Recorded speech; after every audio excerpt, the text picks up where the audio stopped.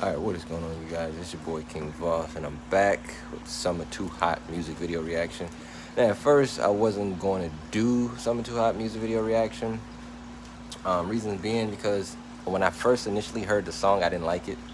I didn't think it was summer banger, in my opinion, still not, compared to Pills and Automobiles, compared to No Guidance, compared to Come Through with Her. Compared to all the summer bangers that Chris Brown released in the summertime, to me, this is my personal opinion, to me, this ain't it. So I was really iffy on the audio, and then I was iffy on what I react to the video. I haven't done a music video reaction in about, I would say, 6 months now. I think the last music video I actually reacted to was Chris Brown's Sidekick. And that's because I had a bunch of copyrights on the channel. Now that those copyrights are gone, the video can potentially get blocked, so it's a big possibility you guys see this video maybe 2 days from now, because that's how YouTube is. YouTube still won't acknowledge that reaction channels are a thing.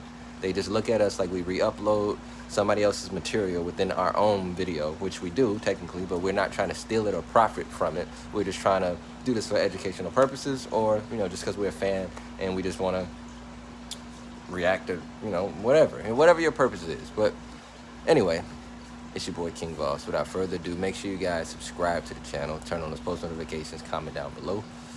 Let's get into it. Reaching all-time highs in several cities, so do your best to keep cool and only go outside if you absolutely have to. Roll down those windows, grab some ice cream, stick your head in the freezer, anything you can to beat this heat. And even though it may be hot, here's some even hotter tunes coming your way.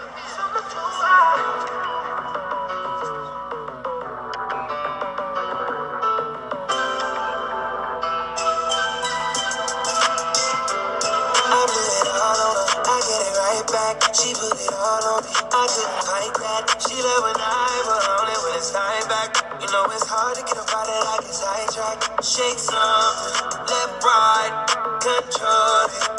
You know who to call if you're on it. Right on it, green light. Right off the back, I noticed there's a lot of beautiful colors in this music video. It kind of reminds me of Yeah Times 3. I think it was filmed in similar locations of Yeah Times 3. Universal Studios, I believe. I believe Universal Studios is where Chris Brown filmed a lot of his first videos from the Fame, Fortune era. A lot of those was filmed in the lots of Universal. But anyway, I like the color schemes. I like the color summer vibe so far. The colors are nice visuals.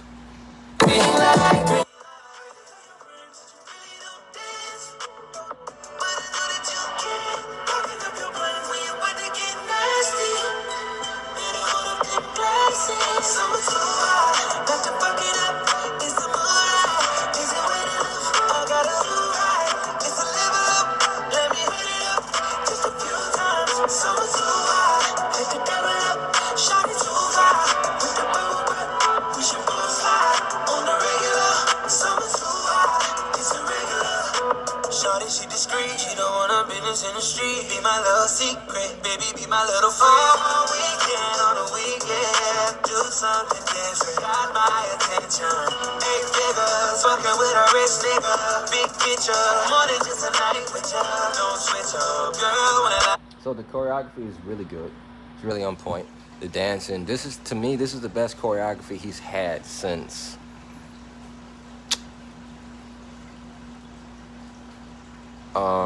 that's a good, I say since the Indigo era.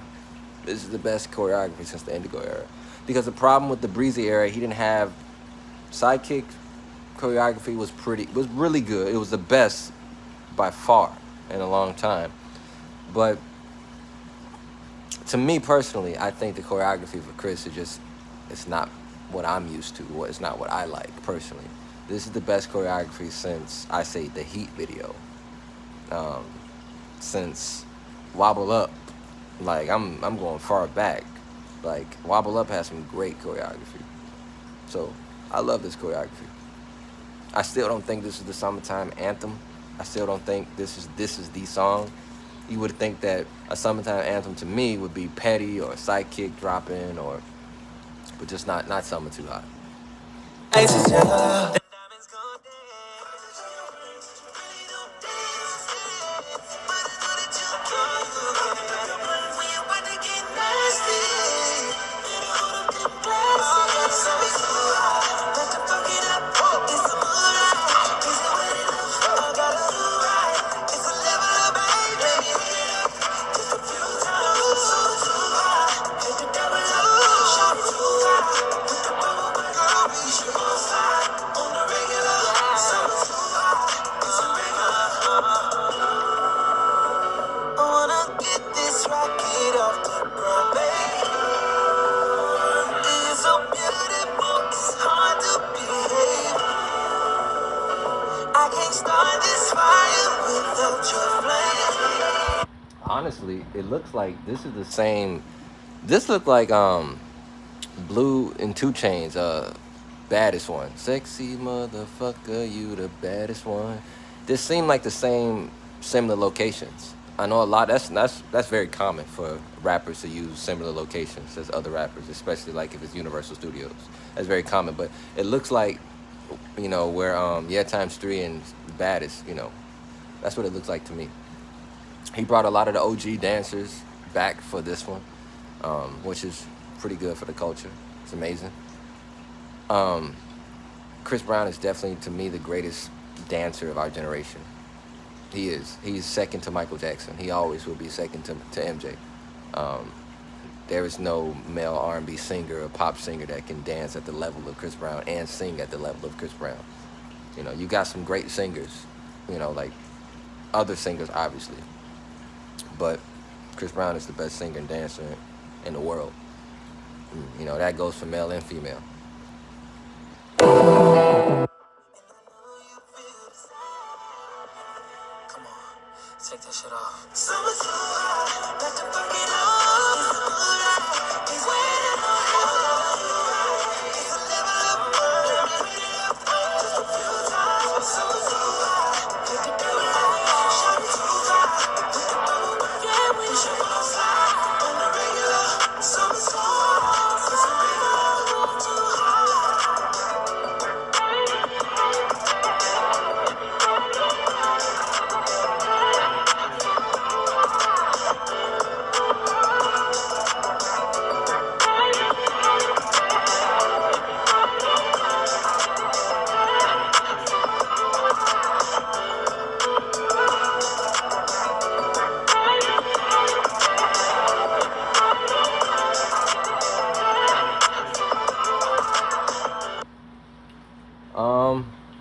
I like the music video.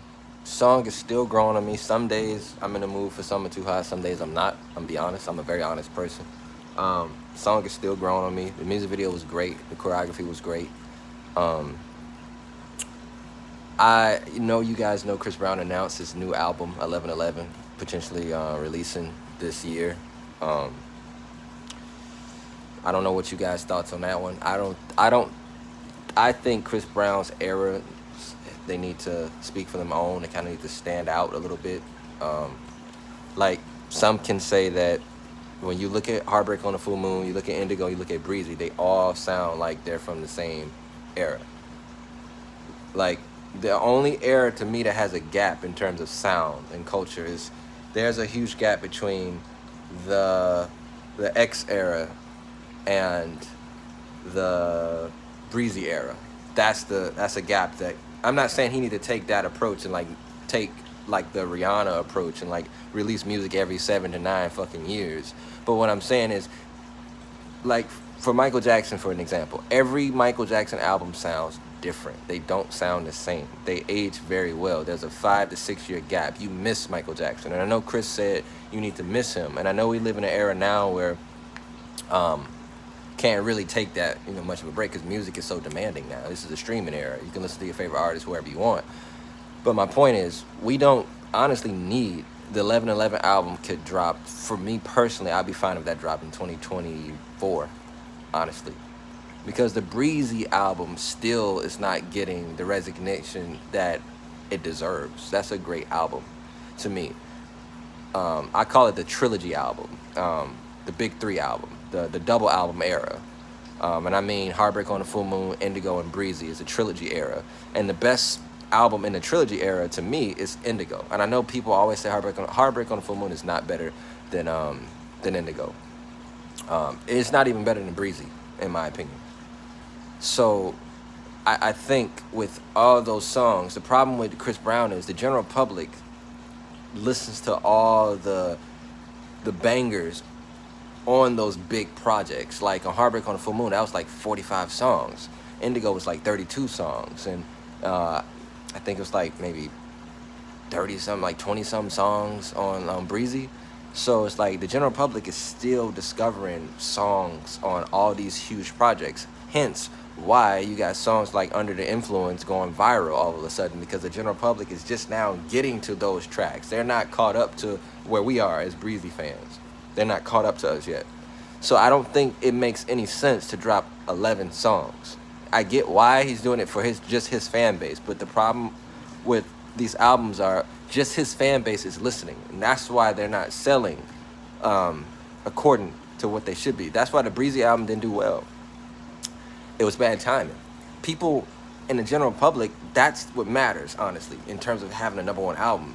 People in the general public was still listening to Indigo because that's what they're supposed to do. We're supposed to be listening to albums like 2019, you don't drop an album again in like 2021.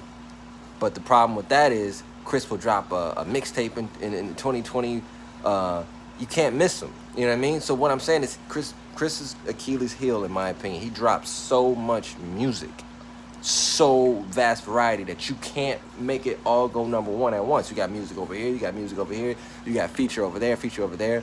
Look at Bruno Mars for an example. Bruno Mars drops maybe 2 features a year, an album every 6 years. You miss him. So when he comes back, his shit goes #1. Justin Bieber is similar. Charlie Puth is similar. You miss them. So when they drop shit, they go #1. That's the formula that Chris Brown needs to. And I think he's doing that now. I think he's learning that 11 songs, quality over quantity, 11 songs, limited amount of features in that year. Miss me, my shit will that's how it's gonna go, because the problem is we're still enjoying Indigo. We still enjoy Heartbreak on the Full Moon. Like honestly, with Indigo and Heartbreak on the Full Moon, Breezy should not exist. That album should not exist right now. He should release that album maybe 2024, but that album shouldn't exist. That's how powerful Breezy was. That's how powerful, that's how powerful Indigo was. That's how powerful Heartbreak on the Full Moon was. You don't really need the Breezes. You don't need the Slime and Bees. You don't need 70 fucking features in 1 year. You can't miss somebody that has 45 track albums, fucking 30 features, and like 60 tours within a fucking 5-year time span. Chris Brown has been on tour for like maybe 4 or 5 times, 6 times. Like that's a lot of seeing this person. So he's right with what he said. He does need to disappear for a while to miss him. You need to miss his art. So that's the formula. And I know a lot of people may look at it like they disagree with me, and that's fine. But there's a lot of people that's going to agree with me. There's a lot of people that are, I call them biased fans, and I'm not a biased fan. I'm a very open fan. I can see both sides of the table. But that's my opinion. It's your boy King Voss. If you guys are a fan of Chris Brown, if you guys are Team Breezy, make sure you guys subscribe, turn on those post notifications. I'm out of here, y'all. Peace out.